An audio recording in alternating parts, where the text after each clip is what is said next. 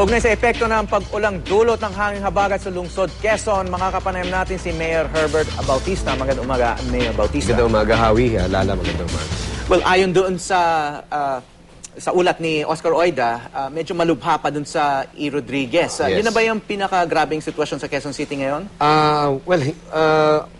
Siguro pwede natin sabihin gano'n, pero natural na yan dun sa lugar na yan. Kasi ang katabi niyan talaga is San Francisco and San Juan River. Diyan dumadalo yung ilan sa mga tubig na nanggagaling sa Tulyahan River. Papunta ngayon yan Tulyahan River, pupunta yan sa Dario Creek. So yung Dario Creek, sasagasa yan sa Barangay Katipunan, sa Del Monte, San Antonio. Lilipat ng Masambong, tatawid ngayon yan ng parallel ng Araneta Avenue. So pupunta ngayon sa Araneta Avenue, so Lubugan Talayan, Lubugan Santo Domingo, dire-diretso ngayon yan, Lubugan Tatalon, Araneta Avenue pa rin yun. Tatawid ka ngayon ng E. Rodriguez, andun yung De Los Santos, lubog ngayon yung Damayan Lagi, yan yung picture natin ngayon. Tapos yung katapat nun, yung Doña Imelda. So it's just a long stretch of San Francisco. So, dugtong-dugtong yun, gaya sa waterways. No? So kung traffic ang pag-usapan, malubha dyan. Kung baha ang pag-usapan, natural yan. And mayroon ng solusyon na pinoprovide dyan ng DPWH, si Secretary Singson. Una is to clear doon sa riverbanks, meron kasi mga informal settlements dyan na i-clear natin just to reclaim 3 to 5 meters na required naman ng batas. Tapos maglalagay ng retaining wall ang DPWH so that yung tubig hindi na i-impede dito sa lupa o sa mga kalye at magtuloy-tuloy yung mga daloy ng tubig sa ilog. Plus, meron solution din, I don't know if it's gonna happen, yung bridge kasi pantay na gano'n sa road eh. Baka i-elevate lang ng konti, ilulup lang ng konti so that yung tubig ay tuloy-tuloy din, hindi maharang sa kalye. So yung traffic hindi rin napipigil. Okay, yan ang long-term solution, no? Yeah. Pero kailangan may immediate solution dito sa mga nangangailangan ng tulong. Yeah. Ano bang priority dyan? May hospital dyan na, yun nga, ayon dun sa ulat, wala silang supplies at nahihirapan na dumalo yung mga pamilya. Sa De Los Santos, I'm going to link the Quezon City Medical Center, yung public hospital ng Quezon City. Yung medical director nun, si Dr. Cabigas, ipapalink ko dun sa medical director nila. Kasi technical yung kanilang usapan, malalaman nila kung ano yung mga needs talaga. Number 1 yun. Number 2, kung meron mga gusto mag-donate ng mga pagkain, not only for that particular area, for the entire city, meron tayong telephone number mamaya na ilalabas. Tapos for those who would like to support, like volunteer sa pag-rescue, meron din isang number yan. Yung number niyan yung sa Department of Public Order and Safety.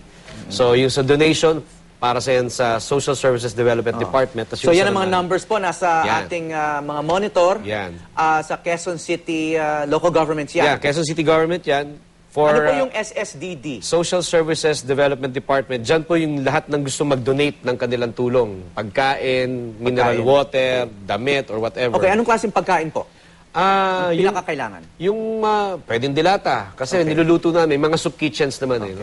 Tapos, yung Department of Public Order and Safety, yung gusto mag-volunteer na mag-rescue, may boat kami, meron kami mga jet ski. May jet ski pa?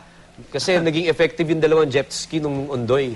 Si Judge Ralph D. ng So nagamit niya yan dito sa baha na to? Dito hindi. Walang nag-volunteer ng jet ski. No? So yun yung mga kailangan natin. Those who would like to volunteer sa DPOS, yung mga mag-donate sa SSDD. So ano dapat ang dala ng mga volunteer na gusto mag-rescue? Of course, kailangan marunong lumangoy yung mga yan, no? Kailangan naka-life vest ba? O anong klaseng sitwasyon yan? Lulusong talaga sa baha para mag-rescue? Life vest, yung marunong... Kasi, for example, yung grupo ng Bayan Muna at saka migrante, meron silang mga bangka, meaning yung rubber boat. Pero walang marunong mag-operate.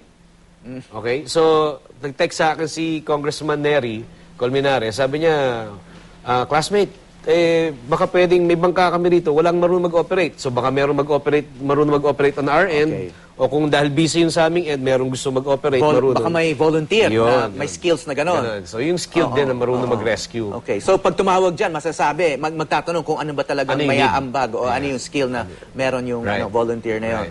Okay, may radio room para naman saan yan? Radio room, generic yan. That links us to the barangays. No? So kapag tumawag sila, Sir, ganito, kailangan namin tulong dito. Tatawagan ngayon yung barangay captain o yung barangay government para immediately kung saan yung concern na yun, pupuntahan niya agad. Saan yung mga concentration ng mga taong nangangailangan ng rescue? Nabanggit na nga yung E. Rodriguez. Ang karamihan ba nandyan sa E. Rodriguez? Meron din kasi sa bandang Talayan Village, meron din sa Araneta. Again, Araneta Avenue is a long stretch, no, from Aurora Boulevard to A. Bonifacio. So mahaba yung stretch na yan. At dyan mo makikita lahat ng mga barangay na binabanggit natin kanina. Talayan, Santo Domingo, katapat lang yun. Okay? Is all of Araneta Avenue flooded? Lahat ba yan flooded? Kasi major thoroughfare din yan sa traffic eh. That's National Road. It's really major thoroughfare. Pagkagaling ka ng Aurora Boulevard, hindi baha dyan. Pagdating mo ngayon ng Tatalon, crossing E. Rodriguez sa may QI, lulubog na yun. Okay. Tapos aangat ka ulit ng Quezon Boulevard. Kaya yung Quezon Boulevard, nadadaanan yan. Pagdating mo ngayon ng Talayan, lulubog ulit yun. Hanggang makarating ka ng Del Monte. Pagdating mo ng Del Monte, mataas na ulit yun. Dire-diretso na yun hanggang A. Bonifacio. So, portions lang yung baha dyan talaga. Mabagal lang talaga yung daloy yung paglabag ng tubig dahil sa yung San Francisco and San Juan River nag-overflow talaga. So meron kayong parang database o impormasyon kung saan kinokolekta yung mga impormasyon ng mga kailangan i-rescue? Yeah. So napaprioritize yung mga kailangan puntahan? Actually, yung mga nasa beat ngayon natin, na sila Oscar, tsaka iba pa mga kasama natin dyan sa Fairview area, those are the traditional. Kahit na siguro mga one or two decades ago talagang bumabaha na dyan sa lugar na yan. And alam na namin yung gagawin namin dyan. Marami lang talagang gusto magpa-rescue dahil unang dumami yung population. Pangalawa, yung mga tao talaga ayaw umalis. So pagka sinabi namin sana sa mga mamamayan natin, pag pinuntahan kayo ng barangay at sinabing lumikas na kayo dahil talagang ayaw namin na may mangyaring hindi maganda sa inyo. Lalo-lalo sa inyong mga anak, sa mga babaeng buntis, sa mga, yun yung mga vulnerable sectors, so children, yung mga senior citizen, yung mga PWD o yung mga may kapansanan, at saka yung mga babae at yung mga babaeng mga buntis. At pag ganitong sitwasyon, pati yung mga rescuer at risk na rin eh. Oo, yeah, that's true. Kasi, tsaka kawawa naman yung talaga nangangailangan ng tulong. For example, tatawag si Herbert Bautista, rescue mo ako, nandito na ako sa bubong. Ni-report ngayon, ni-rescue ngayon ng rescuer. Pagdating doon, sasabihin ni Herbert, ayoko na, sige na. So, sinasayang, una, nire-risk mo yung buhay na nag-rescue. Number two, sinasayang mo yung panahon nitong rescuer na to para tumulong sa totoong gusto magpa-rescue. And it's not good. It's not really good kapag gano'n nangyari. Okay, anong sitwasyon ngayon ng rescue effort? Marami ba kayong rubber boats o nangangailangan pa kayo? Ano ba talagang need nyo sa pagdating dito sa immediate need na rescue? Ang Quezon City government, after the enactment of the Disaster Risk Reduction and Management Act in the year 2010, Mayo yun, and then July we assumed office, no?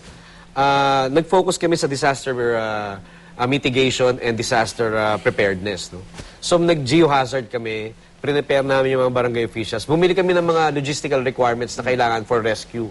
So, kompleto tayo dyan. We have 15 rubber boats. Unfortunately, natutunan namin, rubber boats for urban setting, hindi pa pwede. Kasi may mga pagmalalim na yung gate, napapuncture nung gate yung rubber boat. May mga floating debris na may mga pako o matutulis na kahoy, lumulutang yung bangka mo, biglang puk! So, kailangan dito, it's either fiberglass or stainless.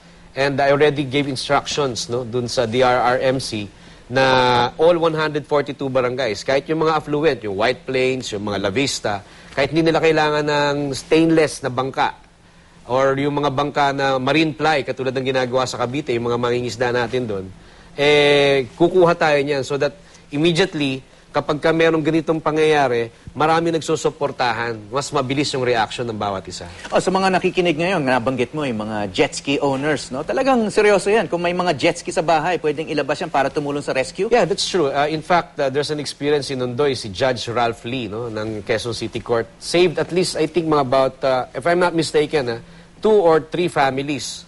In an average of 5 per family. 15 natulungan niya. By just using his jet ski. Nakatira siya dito sa may bandang... Ilan bang kasya sa jet ski? Di ba? Parang dalawa, yan? tatlo. Parang motorsiklo lang yan? 2, 3. Okay. Kung bata naman, di 4 na sila. Isa, 2, 3 na sila. No? So nabalik-balik niya yun. He stays here in Fairview at yung Tulyahan River ang umapaw. So na-rescue niya yung at least mga 3 pamilya. Okay, how long do you think it will take bago humupa nga itong baha? How long will people need to be rescued? For Quezon City, sandali lang yan. Because geographically, Quezon City is higher than all the other metropolitan Manila governments, LGUs, no? So, dito sa Quezon City... Sandali lang yan. Siguro Baka today. Pagka wala ng ulan yan, tapos na yan. Wala ng problema yan. Okay. Hindi ako yan. Okay, doon naman sa Araneta, saan ba mas grabe ngayon? Sa E. Rodriguez o sa Araneta? Kung compare natin, kasi ito yung Araneta going to QI, as ito yung E. Rodriguez going to QI, ito yung Araneta. So nandito tayo, ito ngayon yung coverage natin, yan yung corner na yan. Diyan lang talaga nagko-concentrate yung baha. Pero kung pag-usapan natin yung lalim, yung Araneta Avenue nga, yung tatalon sa may Funeraria Pass, at saka yung sa may Talayan. Yun talaga ang malalalim. Catchment area yan ng Araneta Avenue. Okay, para naman sa mga motorista, ano yung mga suggestions sa traffic? Ano yung, alam natin, iiwasan nyo yung portion na yan ng Araneta, at saka may portion ng E. Rodriguez. From Quezon City to Manila, saan dapat dumaan? May mga alternatives tayo. Like Quezon Avenue, bukas yan. Bukas yan. Medyo mabagal lang kasi ginagawa pa yung underpass, no? Doon sa may Araneta Avenue and Quezon Avenue. Del Monte, bukas yan. So para makakarating ka pag dumaan ka ng Del Monte, ang tagus mo niyan sa may A. Bonifacio, labas mo Chinese General Hospital. EDSA, bukas yan. You can go to Makati, you can do some detour. Ang labas mo, papunta ka na ng Maynila. So, kanina lang yung Pitwason Underpass, medyo barado yun dahil sa taas ng tubig. That's in, sa area ng Pero Maynila. may service road naman na dinadaanan ng mga bus. Yung mga maliliit, mayroong mga maliliit na lugar na pwede nilang alternate. That's why kami dito sa Quezon City, pag alam na namin yung flooded areas, iduduktong-duktong na lang namin yung detour so that yung barangays saka yung yung traffic management namin, may nag-guide na kagad kung saan sila dapat dumaan pagka ganitong may insidente ng mga baha sa Quezon City. Okay, mensahe sa inyong mga kababayan. Yeah, well, Howie, thank you very much for this opportunity. At una, nagpapasalamat tayo sa mga tumutulong sa Quezon City like GMA, Kapuso Foundation, at iba pa mga foundation, at iba mga stasyon na tumutulong sa atin. Media for allowing us to communicate our messages. Number 3, yung mga volunteers natin like yung brigade ng Quezon City, yung 1502nd, yung Quezon City Red Cross, yung lahat ng Armed Forces of the Philippines, lahat ng branches sa loob ng Armed Forces, yung Philippine National Police, yung Quezon City Police District, yung Bureau of Fire, yung mga ladder nila na nagagamit po natin, yung iba pa hong mga private sector na nag-aalok ng truck, nag-aalok ng, hindi bako, yung basta may heavy equipment. Heavy equipment nila.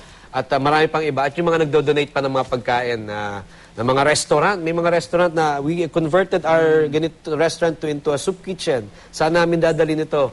Thank you very much. Sa mga restaurant, pwede rin mag-ambag. Tatawag lang dyan sa mga numbers na yan. Tsaka pwede kayong tumawag dyan sa mga numero na yan. Yung sa SSDD, para dun sa mga gustong mag-donate. Yung DPOS, para dun sa gustong mag-volunteer. At yung sa Rage Room naman, para dun sa mga nangangailangan pa ng tulong para makapag-react agad ng city government. Okay, maraming salamat, Mayor Herbert Bautista ng Quezon City. Thank you very much.